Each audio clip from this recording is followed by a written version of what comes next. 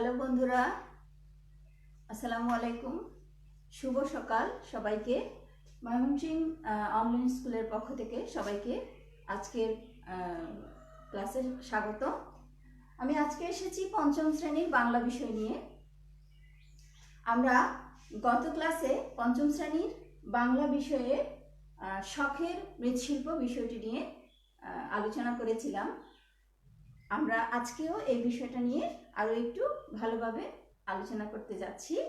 তো সবাই আশা করি সাথেই থাকবে, আর নিশ্চয়ই সাথে খাতা, কলম, বই এই জিনিসগুলো আছে। তো বন্ধুরা, আমরা আজকে পাঠে চলে যাই। আমরা গত ক্লাসে শিখেছিলাম শখের মৃৎশিল্প। এই বিষয়টি থেকে শখ, শখ শব্দের অর্থ, তারপরে মৃৎশিল্প, মৃৎ শব্দের অর্থ কি আর শিল্প শব্দের অর্থ কি, আমরা আলাদা আলাদাভাবে শিখেছিলাম। তো শখের মৃৎশিল্প মানে কি শিখেছিলাম বন্ধুরা, মনে আছে? শখের মৃৎশিল্প মানে হচ্ছে, মৃৎশিল্প মানে হচ্ছে মাটির শিল্প, মাটি দিয়ে তৈরি শিল্প। শিল্প মানে যেটা সুন্দর করে কি করা হয়, বানানো হয় বা গাওয়া হয়, আঁকা হয়, মানে সুন্দর সৃষ্টি হচ্ছে শিল্প। আর মৃৎশিল্প মানে হচ্ছে মাটির তৈরি কোনো সুন্দর শিল্প, তৈরি করা কোনো জিনিস। আর শখের মৃৎশিল্প মানে হচ্ছে মাটির তৈরি এমন কিছু শিল্প, এমন কিছু সুন্দর জিনিস যেটা আমাদের মনকে আনন্দ দেয়। ঠিক আছে বন্ধুরা? তো এই শখের মৃৎশিল্প বিষয়টা নিয়ে আমরা গত ক্লাসে আলোচনা করেছি। আর শখের মৃৎশিল্পে আরো আলোচনা করেছিলাম শখের হাঁড়ি নিয়ে। শখের হাঁড়ি কি? মাটির তৈরি এমন একটি হাঁড়ি যেটা নকশা করা, এবং ওই হাঁড়িতে কি রাখা হয়, শখের জিনিসপত্র রাখা হয়, নিজের পছন্দের জিনিসপত্র ওই হাঁড়িতে রাখা হয় বলে এটাকে কি বলেছিলাম, শখের হাঁড়ি। তাহলে আমরা কি পড়লাম, শখের মৃৎশিল্প, না মৃৎশিল্প। তাহলে এই যে আর কি পড়েছিলাম, শখের হাঁড়ি, শখের মৃৎশিল্প পড়েছি। তারপরে পড়েছিলাম শখের হাঁড়ি, শখের হাঁড়ি, শখের হাঁড়ি। তো আরো আলোচনা করেছিলাম ট্যাপা পুতুল। ট্যাপা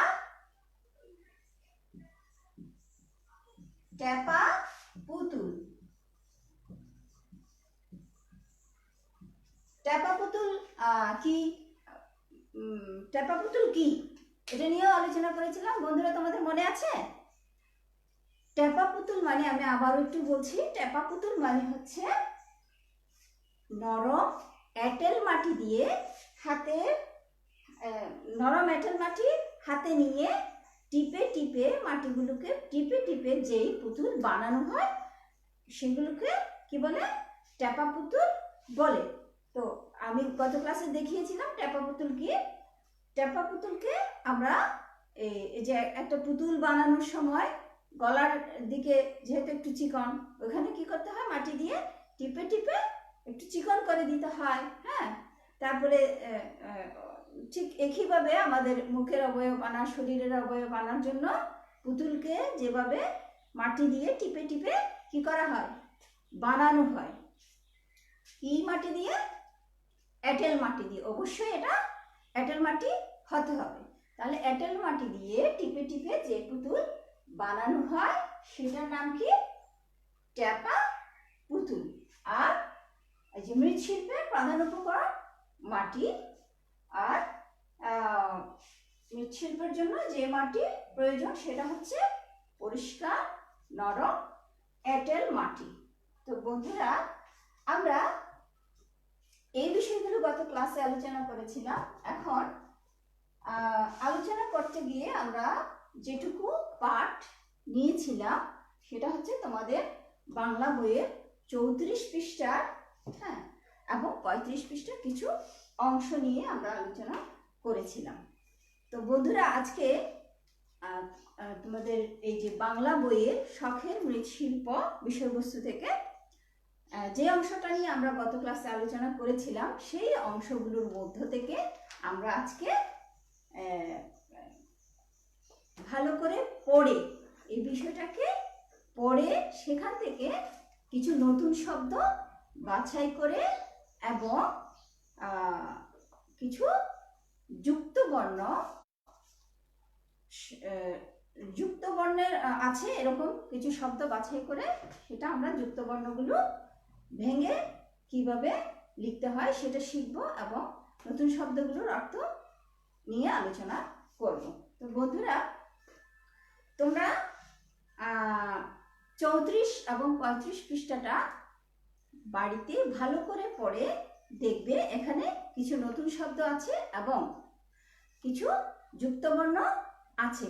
তাহলে আমরা যুক্তবর্ণ ব্যবহার করা হয়েছে এমন কিছু শব্দ নিয়ে আজকে কি করব, আলোচনা করব এবং যুক্তবর্ণগুলো ভাঙতে চেষ্টা করব, ভেঙে লিখতে চেষ্টা করব। তো তোমরা পড়ে নেবে। আমি যুক্তবর্ণগুলো এখানে তোমাদের জন্য বোর্ডে লিখে দেখাচ্ছি। প্রথমেই আছে কি, গ্রামের নাম আনন্দপুর। গ্রামের নাম কি? আনন্দপুর। আনন্দপুর।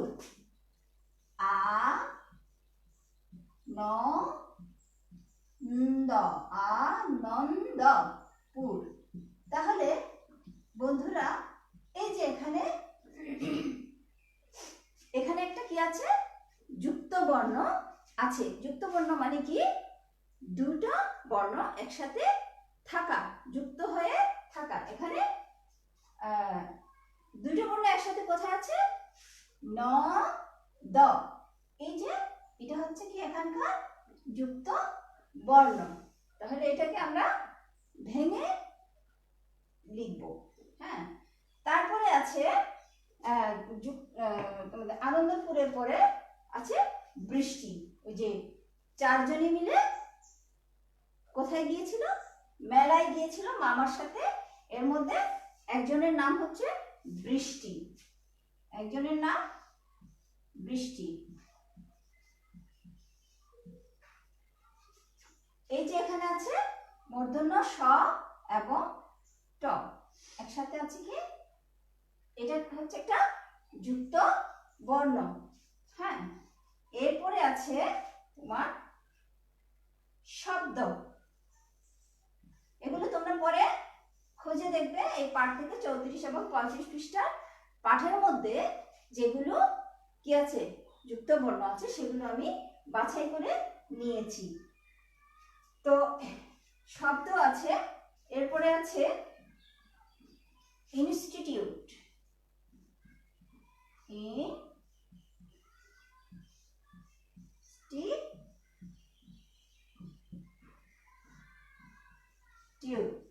ইনস্টিটিউট। হ্যাঁ, তারপরে আছে ছোট্ট। ছোট। হ্যাঁ, ছোট্ট। প্রান্ত।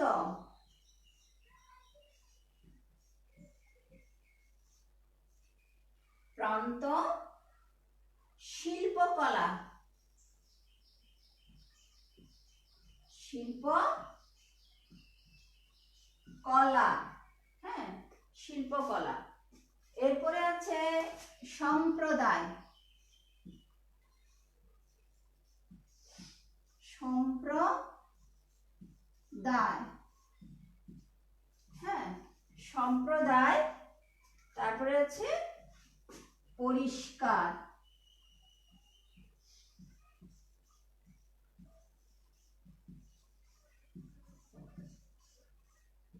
পরিষ্কার। হ্যাঁ, আরো আছে এই যে এখানে আলাদা, হ্যাঁ, তোমরা বোঝার জন্য আমি একটু আলাদা করে রাখলাম। হ্যাঁ, এরপর আছে পরম্পরা।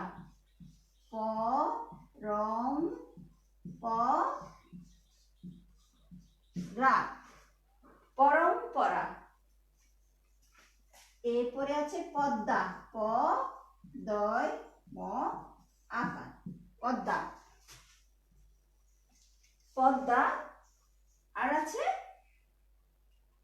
জিজ্ঞেস।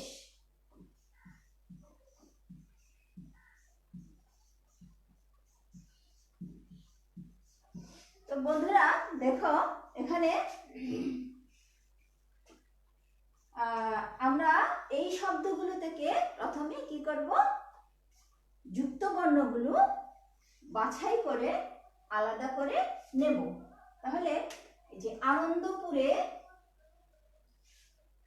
আমরা বাছাই করলাম, বৃষ্টিতে এই যে মূর্ধন্য স ট, এখানে আছে দুইটা ব দ, আর এখানে দন্ত স ট, এখানে আছে বর্গ জ ইয়, এখানে আছে দুইটা ট, আর এখানে আছে দন্ত ন ত, এখানে আছে ল প,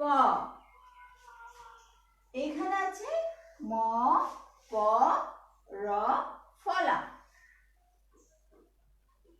আর এখানে আছে মূর্ধন্য স ক, এখানে আছে ম প, আর এখানে আছে দ ম। বন্ধুরা তো আমরা এখন এই যে যুক্ত বর্ণগুলোকে ওখান থেকে কি করব, আলাদা করে নিয়ে ফেলবো। নিয়ে আমরা কোথায় লিখব, এখানে লিখব। আনন্দপুরটা যেহেতু কেটে দিচ্ছি, তাহলে আনন্দপুরে যুক্ত বর্ণটা কি, ন দ, ন দ। আনন্দপুর থেকে আমরা ন দটা নিয়ে নিলাম। এরপরে এই যে বৃষ্টি, বৃষ্টি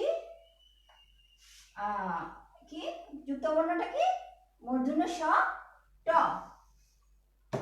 মূর্ধন্য স ট নিলাম। এখানে কি শব্দ, ব দ, ব দ, শব্দের মধ্যে আছে বয়দ। হ্যাঁ, এরপর আছে ইনস্টিটিউট, ইনস্টিটিউট আছে দন্ত স ট। তাহলে আমরা এটাও মুছে দিলাম। বর্গ জ ইয়, এটা কি বর্গ জ ইয়।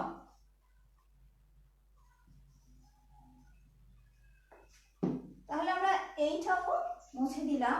এখানে আছে কি ল প, ল পটা লয় প, ল প, এখানে আনলাম দন্ত ন ত,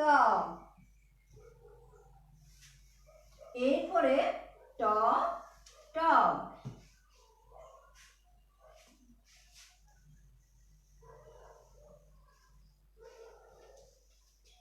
অনেকগুলো আমরা যুক্ত বর্ণ।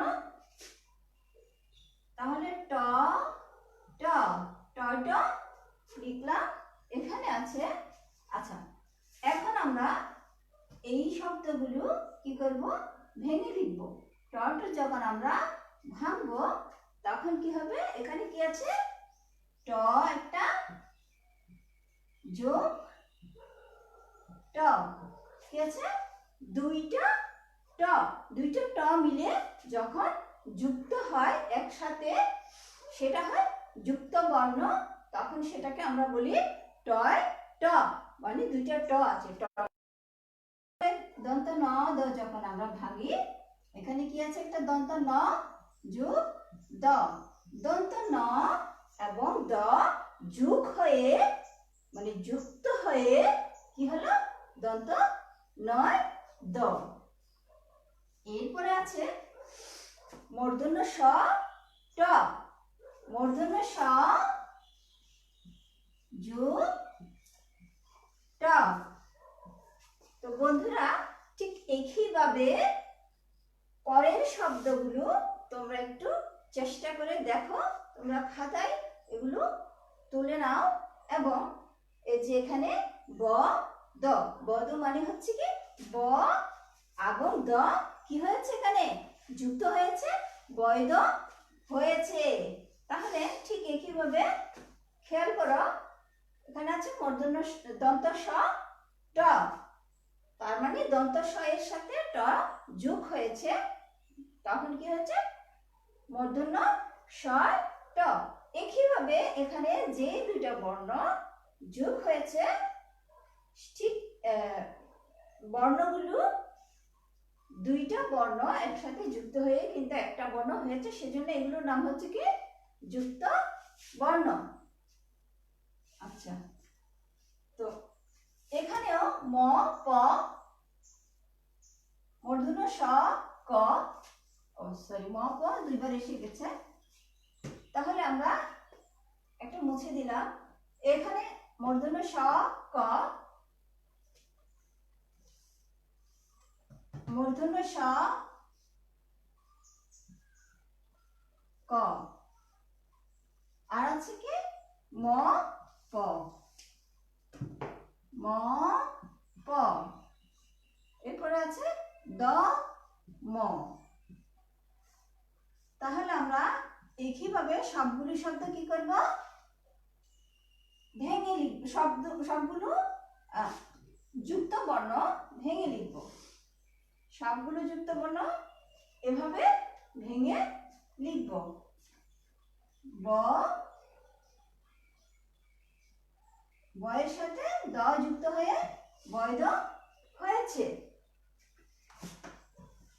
এখানে দ এর সাথে কি যুক্ত হয়েছে, ম যুক্ত হয়েছে, দ যোগ ম।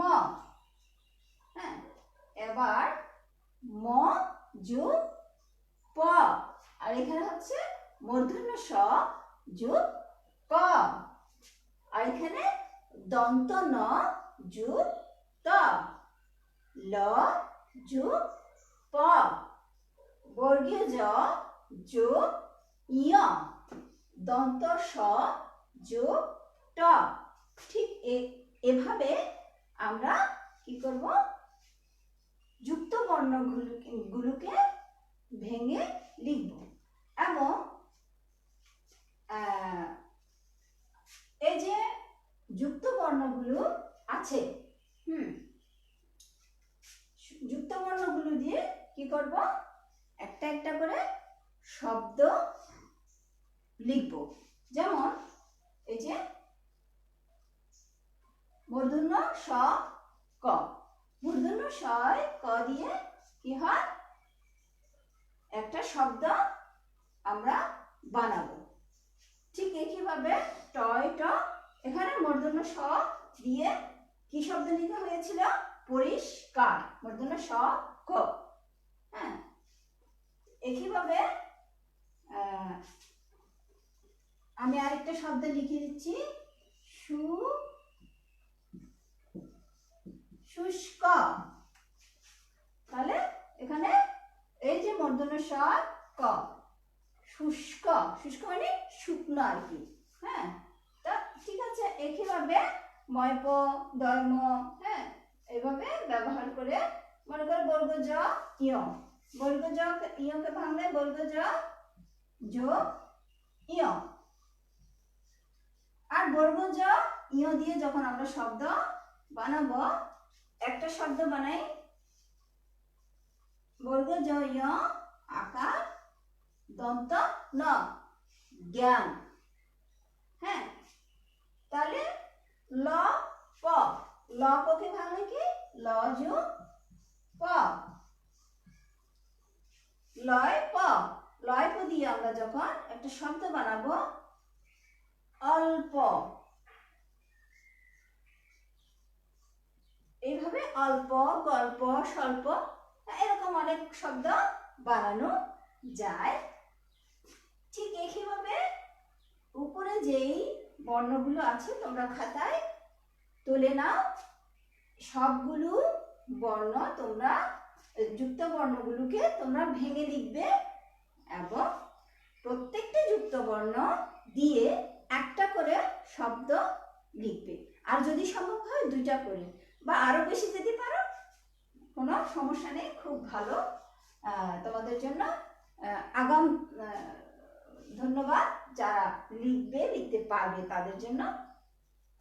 তো বন্ধুরা, আমরা যুক্ত বর্ণ কি? যুক্ত বর্ণ হচ্ছে যেখানে একের অধিক বর্ণ একসাথে কি থাকে?